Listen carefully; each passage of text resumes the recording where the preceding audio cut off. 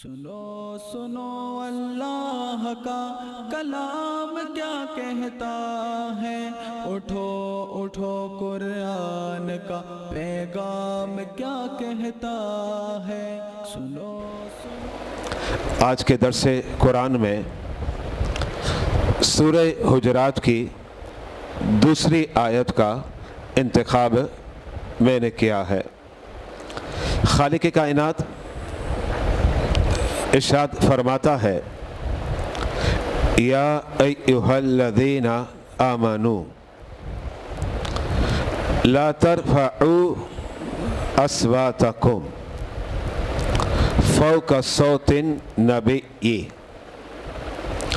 ولا تجهروا له بالقول كجهر بعضكم لبعض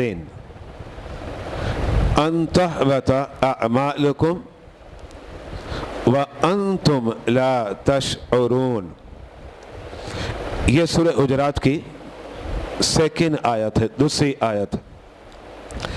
سب سے پہلے لفظی ترجمہ آپ کے سامنے میں پیش کروں گا اور آپ اسکرین پر اسے ملاحظہ کر رہے ہیں۔ یا ایھا الذین آمنوا، اے ایمان والو، لا ترفعوا، مت بلند کرو، اصواتکم، اپنی آوازوں کو، فوقا کا ویسے معنی ہوتا ہے پر اوپر، لیکن یہاں ربط کے اعتبار سے میں نے ترجمہ کیا ہے سے۔ صوت کہتے ہیں آواز کو، جیسے آپ کہتے ہیں وائس، آواز۔ نبی، نبی کی، واو مانے اور، لا تجہرو، بلند نہ کرو، بلند مت کرو، لہو، ان کے سامنے، یعنی نبی کے سامنے، بالقولی، بات، کا جہری، جیسے بلند آواز کرنا، بعضکم، تم میں بعض کا، لبعض، بعض سے، ان کے، تحبط، برباد نہ ہو جائے، اعمالکم، تمہارے اعمال۔ واو کا معنی ہے اور، انتم، تم ہے، لا تشعرون، خبر نہ ہو۔ یہ اس کا لفظی ترجمہ تھا۔ اب ہم تفسیری ترجمے کی طرف آتے ہیں۔ اسکرین پر آپ ملاحظہ کر رہے ہیں، اے ایمان والو، اپنی آوازوں کو نبی کی آواز سے بلند مت کرو اور ان کے سامنے بات بلند نہ کرو جیسے آپس میں بلند آواز سے کرتے ہو، کہ تمہارے اعمال برباد نہ ہو جائے اور تمہیں خبر بھی نہ ہو۔ یہ جو آیت کریمہ ہے سورہ حجرات کی، اس سے پہلے جو آیت تھی گزشتہ اتوار، اس میں اللہ رب العزت نے ایک ادب کا انداز بتلایا بارگاہ رسالت میں، اور اس میں انداز تھا، لا تقدموا بین یدی اللہ و رسولی، جس کا مطلب یہ ہے کہ اے ایمان والو، قول میں اور عمل میں نبی سے آگے مت بڑھنا۔ یہ پہلا ادب کا طریقہ سورہ حجرات کی پہلی آیت میں گزشتہ اتوار کو میں نے آپ کے سامنے پیش کر دیا۔ اب اس آیت کریمہ میں ایک اور ادب کے انداز کو میرا رب بتلا رہا ہے۔ دربار ہے بارگاہ رسالت کا، اور آداب کی تلقین اور سکھلا رہا ہے خود خالق اور مالک، کہ میرے محبوب کے دربار میں تمہارا انداز کیسا ہوگا۔ تو اس آیت کریمہ میں یہ بتلایا گیا کہ جب تمہیں یہ شرف حاصل ہو جائے کہ تم میرے حبیب کی بارگاہ میں بیٹھے ہو تو اس وقت اپنی آواز کو نبی کی آواز سے بلند مت کرنا، اور اگر ایسی غلطی کی نا تو تم سمجھ رہے ہوگے میرے پاس نمازیں ہیں، میرے پاس زکوٰۃ ہے، روزہ ہے، تسبیحات ہیں، تلاوت قرآن ہے۔ رب کہتا ہے تم یہ سمجھ رہے ہوگے، لیکن جو غلطی ہوئی نا اس کا رزلٹ کیا ملے گا؟ ان تحبط اعمالکم، ایسا نہ ہو تمہاری ساری عبادت اللہ جو تمہارے نامہ اعمال میں لکھی تھی اسے مٹا دے، ڈیلیٹ کر دے، گویا تم ایسے ہو گئے کہ تم نے کیا ہی نہیں، نہ نمازیں پڑھی، نہ روزے رکھے، نہ زکوٰۃ، ایسا تمہارا معاملہ ہو جائے۔ یہ بارگاہ رسالت کا ادب ہے۔ جب یہ آیت کریمہ آئی تو میں دو خلفاء کی شہادتیں پیش کرنا چاہ رہا ہوں۔ خلافت راشدہ کے مصداق 5 حضرات ہیں۔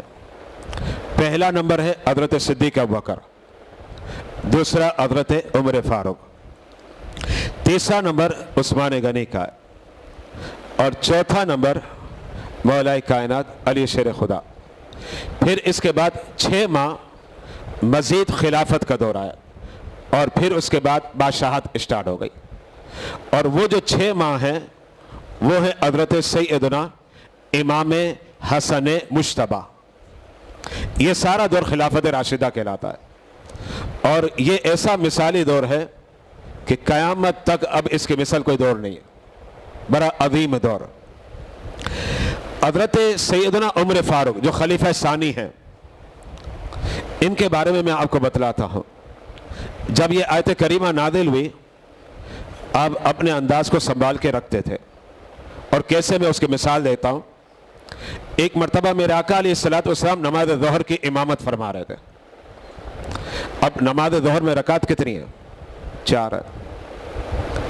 نبی علیہ الصلوۃ والسلام نے 4 کے بجائے 2 پڑھا دی، پرانی 4 تھی، پڑھا دی 2، دوسری رکعت پر سلام پھیر دیا، اور اس وقت تک نماز میں کلام کرنا جائز تھا۔ یہ یاد رکھیے گا، ابتدا میں نماز کے اندر کلام کرنا جائز تھا، یعنی اگر آپ نماز پڑھے کوئی آپ کو سلام کرے السلام علیکم تو آپ نماز کے اندر ہی جواب دے دیں وعلیکم السلام، کوئی پرابلم نہیں۔ ایک وقت ایسا گزرا، لیکن پھر رب نے حکم دے دیا وَقُومُوا لِلَّهِ قَانِتِينَ، آج سے پابندی، اب تم نماز میں ہم کلام نہیں ہوگے کسی سے۔ اگر نماز میں کسی سے ہم کلام ہوگے تمہاری نماز ہی نہیں ہوگی۔ ظاہر بات ہے اگر نماز میں میں آپ سے گفتگو کروں تو میری نماز ہوگی، اور اگر آپ مجھ سے گفتگو کریں گے تو آپ کی نماز بھی نہیں ہوگی۔ اب 2 رکعت پر آپ نے سلام پھیر دیا، اپنے رخ کو نمازیوں کی طرف کر لیا۔ نمازی کون؟ صحابہ کرام۔ لیکن صحابہ کرام میں ہمت ہی نہیں کہ آپ سے بات کریں۔ بخاری کے اندر موجود ہے حضرت عمر کی زبان بھی نہیں چل رہی، جبکہ مشہور ہے حضرت عمر جلالی، آپ کی آواز کے اندر بھی بڑا دبدبا تھا۔ عمر کا نام آ جائے تو جلال بن، عمر کا نام آ جائے تو دبدبا، عمر کا نام آ جائے تو رعب، عمر نام ہی ایسا ہے۔ اسی لیے کہتے ہیں کہ اگر آپ رات کو یا عمر لکھیں، قلم سے نہیں انگلی سے، یا عمر اپنے سینے پہ لکھ دیں، اور اس نیت سے لکھیں کہ نماز فجر کے لیے آنکھ کھل جائے، آپ لکھیں اس نیت سے، انشاءاللہ محسوس ہوگا فجر کے وقت کوئی آپ کو اٹھانے آ گیا، آپ اٹھ جاؤ گے۔ تو عمر کا نام تو جلالی بھی ہے، رعب اور دبدبے والا ہے، لیکن بخاری کے اندر موجود ہے کہ عمر میں اتنی ہمت نہ ہوئی کہ بارگاہ رسالت میں سوال کریں کہ یا رسول اللہ آج کیا ہو گیا۔ 2 رکعت پر آپ نے سلام پھیر دیا، لیکن ایک صحابی نے سوال کر دیا۔ وہ سوال ہی کیا، یا رسول اللہ عرض کرنا چاہ رہا۔ میرے نبی نے فرمایا کیا؟ بولو۔ اس صحابی عرض کی، یا رسول اللہ آج آپ نے 2 رکعتیں پڑھائی، کہیں ایسا تو نہیں ظہر کے 4 کے بجائے 2 رکعتیں ہو گئی؟ توجہ رکھیے گا، صحابہ کا ایمان کیسا ہے؟ 4 کے بجائے 2 تو نہیں ہو گئی؟ میرے مصطفیٰ نے فرمایا 4 کے بجائے میں نے 2 پڑھا دی، 4 ہیں۔ اب دیگر صحابہ موجود تھے، سب سے پوچھنے لگے کیا میں نے 4 کے بجائے 2 پڑھا دیے؟ صحابہ کرام اب ڈرتے ہوئے عرض کرتے یا رسول اللہ ایسا ہی ہوا۔ نبی نے کیا پتا آپ کو؟ کیونکہ اس زمانے میں ہم کلام ہونے سے نماز نہیں ٹوٹتی تھی، بعد میں حکم آیا کہ اب آپ کسی سے ہم کلام نہیں ہو سکتے۔ اللہ کے حبیب نے اسی وقت قبلے کی طرف رخ کیا، مزید 2 رکعتیں پڑھائی، آخری میں سجدہ سو کر لیا۔ اب میں اس حدیث سے بارکہ، یہ بخاری کی حدیث ہے، اس حدیث سے بارکہ کی روشنی میں صرف اتنا بتانا چاہ رہا ہوں کہ صحابہ کرام بارگاہ رسالت میں کتنا ڈرتے تھے، گھبراتے تھے کہیں ہمارے عمل ضائع نہ ہو جائے۔ جب یہ آیت کریمہ اتری نا تو حضرت عمر جن کے آواز میں دبدبا اور رعب ہوتا ہے، حضرت عمر کی آواز اور چھوٹی ہو گئی، ڈرنے لگے ان تحبط اعمالکم، کہیں تمہارے عمل ضائع نہ ہو جائے۔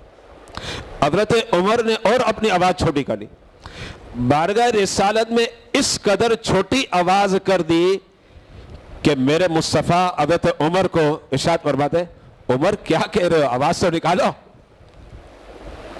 توجہ رکھیے گا، یعنی کس قدر عمل تھا اور کس قدر ادب تھا، اس لیے کہ یہ وہ بارگاہ ہے جس کے آداب میں اور آپ نہیں بتا رہے، ساری کائنات کا خالق بتلا رہا ہے۔ اچھا اب دوسری مثال افضل البشر بعد الانبیاء سیدنا صدیق ابو بکر کے۔ حضرت سیدنا صدیق ابو بکر کا مزاج کیا ہو گیا سنیے گا۔ ایک تو بارگاہ رسالت میں دھیما انداز ہو گیا، بالکل آواز چھوٹی، پہلے بھی چھوٹی تھی مزید چھوٹی کر لی، لیکن اس کے بعد ہوا کیا، جب آپ کو پتا چلتا کہ باہر سے کوئی وفد آیا ہے بارگاہ رسالت میں تو حضرت ابو بکر گھبرا جاتے، کہیں بات کرنے میں اونچ نیچ نہ ہو جائے، حضرت ابو بکر گھبرا جاتے۔ حضرت ابو بکر کیا فرماتے؟ وفد کو بارگاہ رسالت میں آنے سے پہلے ایک صحابی کی ڈیوٹی لگا دی، جاؤ وفد سے ملاقات کرو اور انہیں کہو اس دربار میں آئے ہو بڑے سنبھل کر بات کرنا۔ یہ حضرت سیدنا صدیق ابو بکر نے جب آیت کریمہ نازل ہوئی تو آپ کا انداز بنا۔ یہ جو بات میں نے آپ کے سامنے پیش کی ہے یہ علامہ سید محمود آلوسی نے اپنی تفسیر میں لکھا، دیکھیں میں نے حوالہ نوٹ کر لیا، روح المعانی جلد نمبر 13 صفحہ نمبر 288۔ آپ کا مدار پر انوار بغداد معلی میں ہے، حاضری کا شرف مجھے حاصل ہوا۔ وہ لفظ اب آپ ذرا سن لیں، وَكَانَ إِذَا قَدِمَ عَلَى رَسُولِ اللَّهِ الْوُفُودِ، جب بارگاہ رسالت میں کوئی قافلہ آنا چاہتا حضرت ابو بکر کیا کرتے؟ ارسل الیہم من یعلمہم کیف یسلمون ویأمرہم بالسکینہ والوقار عند رسول اللہ، تو اللہ کے حبیب کے ساتھی ابو بکر یہ کہتے کہ سکھا دو نبی کی بارگاہ میں سلام کیسے کرو گے اور کیسے سکون اور وقار، ادب، احترام، تعظیم، توقیر کے ساتھ بارگاہ رسالت میں حاضری دو گے۔ اچھا مزید اب ہم آگے بڑھتے ہیں۔ ایک صحابی کا نام ہے حضرت ثابت بن قیس، کیا مقام ہے یہ واضح ہو جائے گا، اور ان کے واقعات کتاب روح علامہ ابن قیم کی کتاب ہے اس کے اندر بھی ہے اور تفاسیر کے اندر بھی ہے۔ حضرت ثابت بن قیس ان کی جو سماعت تھی یہ ثقل سماعت، یعنی تھوڑا کم سنتے تھے۔ اب یہ قدرتی طور پر ہوتا ہے، یہ کوئی وہ نہیں ہے کہ ہم کسی پہ تنقید کریں، تنقید کی بات نہیں ہے، یہ اللہ کا نظام ہے۔ اللہ کسی کی آنکھیں بہت تیز دیتا ہے، کسی کی سماعت تیز رکھتا ہے، کسی کی کم رکھتا ہے، یہ خدا کی نعمت ہے اور یہ رب کی مرضی ہوتی ہے۔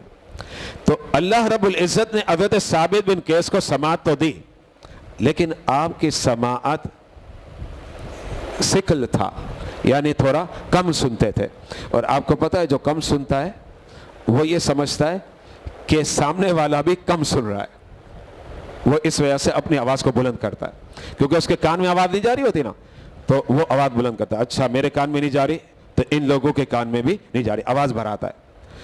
حضرت ثابت بن قیس جب یہ آیت نازل ہوئی آپ گھبرا گئے. آپ نے کیا کیا, اپنے آپ کو اپنے گھر کے اندر ایک کمرے میں بند کر دیا اور روتے رہتے, اور یہ سمجھے کہ میرے عمل ضائع ہو گئے, کیونکہ قرآن نے کہا نا ان تحبط اعمالکم, کیونکہ حضرت ثابت بن قیس سمجھ رہے میری آواز بلند ہوتی ہے نا, تو بڑے گھبرا گئے. ان تحبط اعمالکم, اب رو رہے ہیں, دن رات روتے رہتے, مسجد نبوی نہیں آ رہے, اپنے کمرے سے باہر نہیں نکل رہے, نہ کام کاج پہ جا رہے, بالکل تنہا اکیلے رونے لگے, اور اپنے آپ کو کیا کہنے لگے, میرے عمل ضائع ہو گئے, یعنی کہنے لگے معاذ اللہ میں جہنمی ہو گیا. اس طریقے سے گھبراہٹ ڈر تھا جب یہ آیت نازل ہوئی. اب ایک دو دن گزر گئے, بارگاہ رسالت میں حاضری نہیں ہوئی مسجد نبوی میں.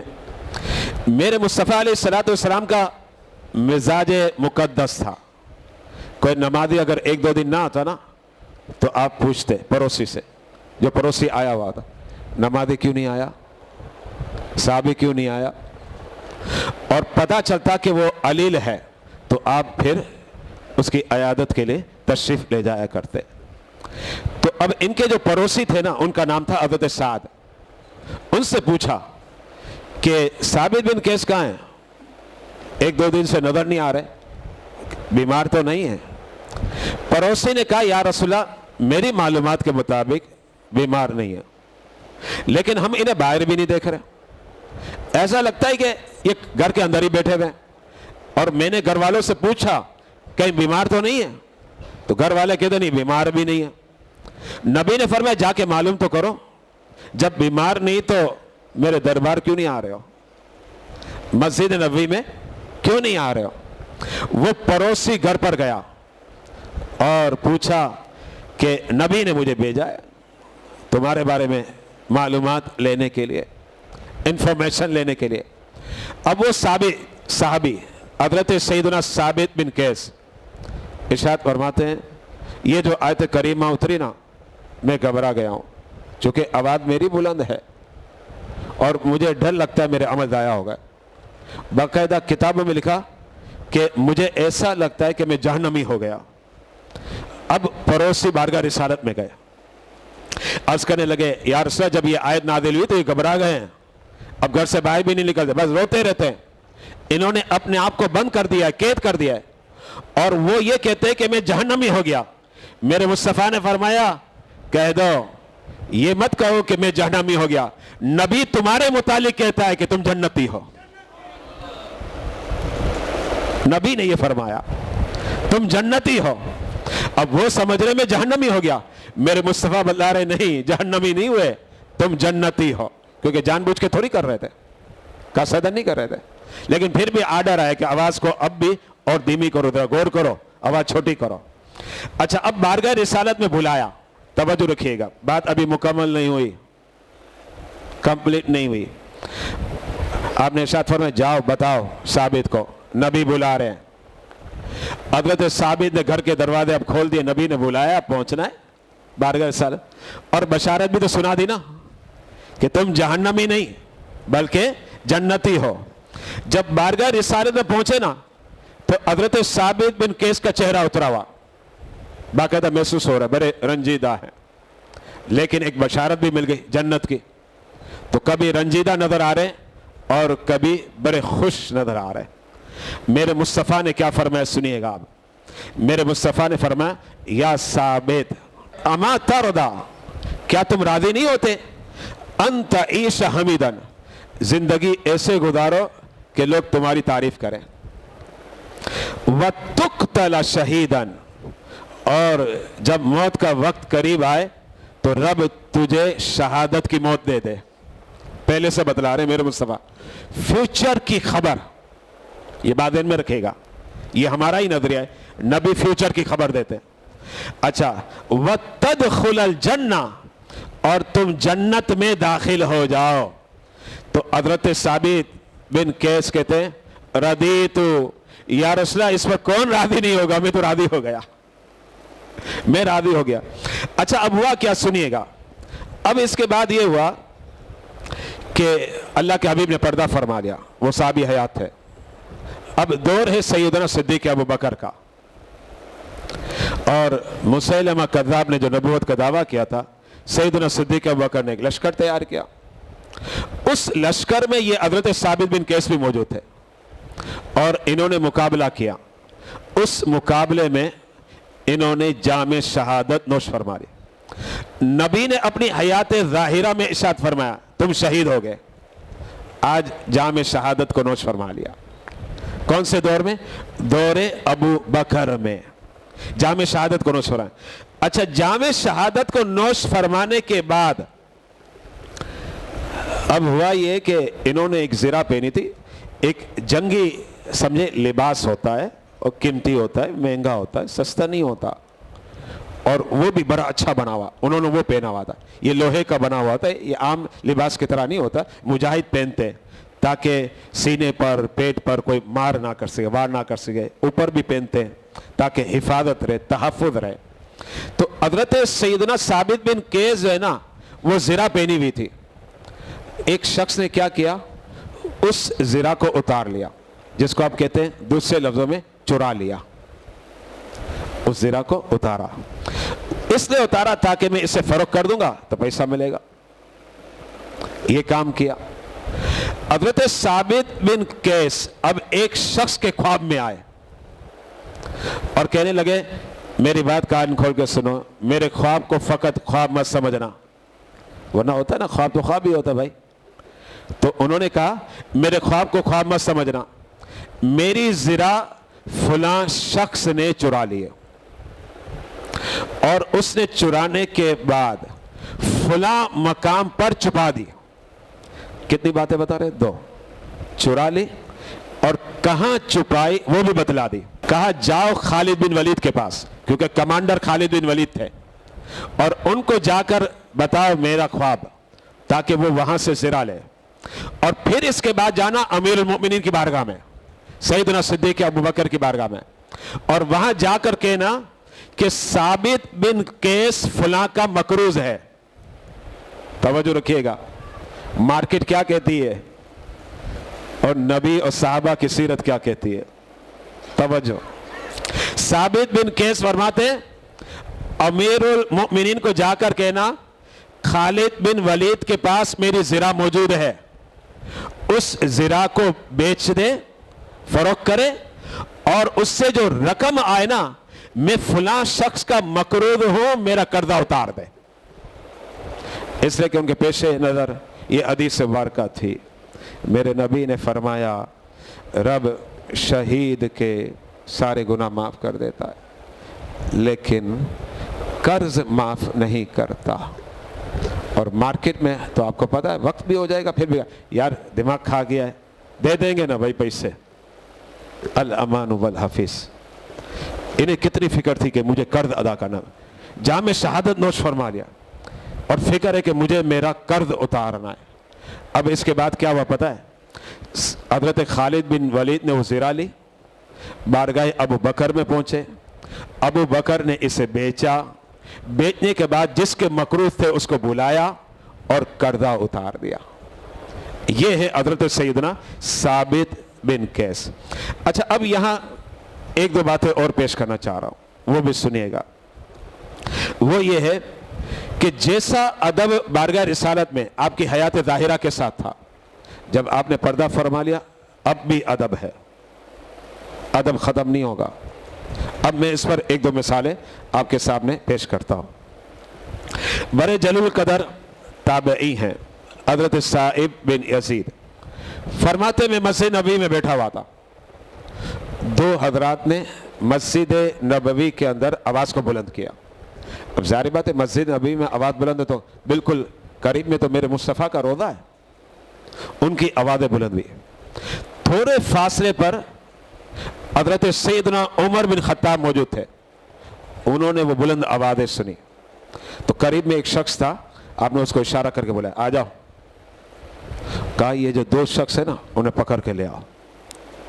اب ان 2 شخص کو بلایا, بولا حضرت عمر بلا رہے, آؤ حضرت عمر کے پاس. حضرت عمر کے پاس جب یہ پہنچے نا، میرے عمر نے سوال کیا یہ ذہن میں رکھیے گا، میرے عمر نے پوچھا من این انتما، کہاں سے ہو؟ یعنی حضرت عمر پہچانے نہیں، اس سے نہیں پہچانے کو مدینے کے تھے نہیں، تو پوچھنے لگے من این انتما، تم ہو کہاں سے؟ ان دونوں شخص نے کیا کہا؟ من اہل الطائف، ہم طائف کے رہنے والے ہیں۔ حضرت عمر کیا فرماتے اسی بنا پر عمر کے دروں سے بچ گئے، اگر مدینے کے رہنے والے ہوتے نا تو میں پھر دھلائی کرتا، درے مارتا۔ تمہیں شرم نہیں آتی مسجد نبوی میں جو نبی کا روضہ قریب ہے اور تم بلند آواز سے بات کر رہے ہو؟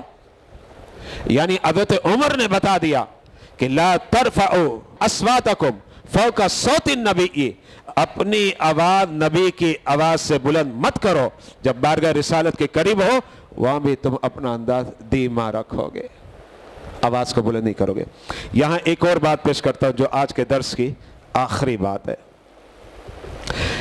حضرت سیدنا امام مالک کا نام آپ نے سنا ہوگا، بڑے عظیم امام ہے، سبحان اللہ، بڑے عظیم، مشہور ہے عالم مدینہ سے۔ مدینے کا ادب، اوہو، اگر مدینے کا ادب آپ کو سیکھنا ہے نا، سمجھنا ہے، تو بس امام مالک کی سیرت پڑھ لیں۔ وہ لوگ کوئی کیا کہتا ہے یار مدینے میں چپل پہن کے کیسے چلیں گے، لیکن کہنے والے کہتے ہیں قسم خدا کی وہ گلی ایسی ہے وہاں قدم نہیں رکھے، وہاں تو سر کے بل چلنا چاہیے، چل نہیں سکتے، دم نہیں ہے۔ ادب تو ایسا ہے اس دربار کا اور اس بارگاہ کا، کیونکہ وہ ایسا دربار ہے جس کا ادب خود خالق سکھا رہا ہے، خود مالک بتا رہا ہے اور قرآن میں بتلا رہا ہے، قرآن اس کی گواہی پیش کرتا ہے۔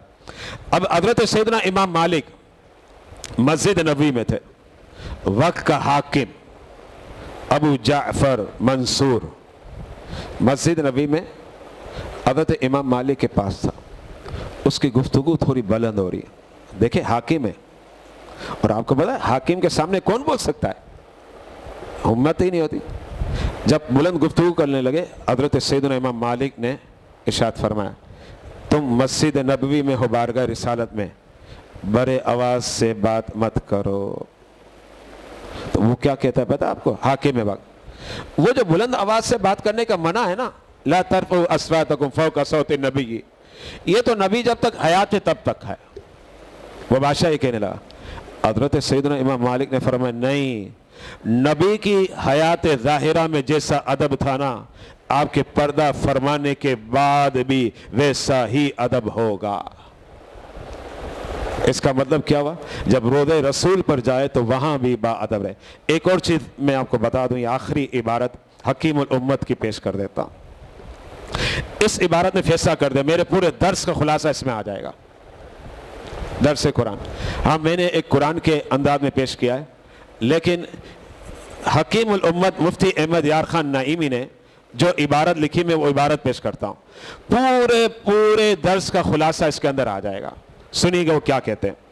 فرماتے ہیں اب بھی حاجیوں کو حکم ہے کہ جب روضہ پاک صلی اللہ علیہ وسلم پر حاضری نصیب ہو، سبحان اللہ، تو سلام بہت آہستہ کرے۔ یہ حکیم الامت مفتی احمد یار خان نعیمی لکھ رہے ہیں۔ مطلب کیا ہوا؟ جب آپ سنہری جالیوں کے سامنے ہوں گے تو اب بڑے آواز سے یہ بھی نہیں پڑھ سکتے مصطفیٰ جان رحمت، نہیں، توجہ رکھیں، پڑھ سکتے بڑے آواز سے نہیں، بالکل دھیمی، مصطفیٰ جان رحمت بلا قصد، ادب کے ساتھ، وہاں بلند آواز نہیں۔ یہ حکیم الامت فرماتے سلام بھی کیسے پیش کرو گے؟ بہت آہستہ کریں، اس میں آواز بلند مت کرنا۔ اب جو روضہ رسول کے بالکل قریب ہیں اور بلند آواز سے مصطفیٰ جان رحمت میں پڑھتے ہیں، یہ ادب نہیں ہے۔ ہاں اگر آپ فاصلے پر ہیں، آپ تھوڑا اور دور ہو جائیں پھر پڑھیں، وہ ایک علیحدہ بات ہے۔ مسجد نبوی میں نہیں پڑھ سکتے، بالکل مسجد نبوی کے قریب، روضہ مصطفیٰ کے قریب آپ بلند آواز سے نہیں پڑھ سکتے، اس لیے کہ یہاں حکم کیا ہے؟ سلام بہت آہستہ کرے اور کچھ دور کھڑے ہو۔ بلکہ بعض فقہا نے تو हुक्म दिया है। अब सुने बात फुकहा क्या कहते हैं कि जब हदीस पाक का दर्स हो रहा हो, शेखुल हदीस पर आ रहा हो और लोग सुन रहे हो, तो फरमाया वहां दूसरे लोग बुलंद आवाज से ना बोले। जब शेखुल हदीस बयान कर रहा हो और हदीस का दर्स दे रहा हो, तो दाएं बाएं जो गुफ्तगू करने लगे होते हैं, हकीमुल उम्मत मुफ्ती अहमद यार खान फरमाते दूसरे लोग बुलंद आवाज से ना बोले कि अगरचे बोलने वाला यानी हदीस पाक का दर्स देने वाला और है, नबी नहीं है, मगर कलाम तो रसूलुल्लाह का है। ये समझे कि एक तरीके से पूरा निचोड़ पेश कर दिया बारगाह रिसालत के आदाब के हवाले से मुफ्ती अहमद यार खान नईमी अलैहि रहमतुर रहमान। अल्लाह की बारगाह में दुआ है, ए मालिक, ए परवरदिगार, बड़ी पवित्र पाकीज़ा बुलंद बाला दरबार है, मौला उस दरबार का हमें अदब करने की तौफीक अता फरमा। हमें बेअदबों से बचा ले, बेअदबों से बचा ले मौला, रत्ती बराबर भी बेअदबी से बचा ले। सुनो अल्लाह का कलाम क्या कहता है, उठो उठो कुरान का पैगाम क्या कहता है। सुनो सुनो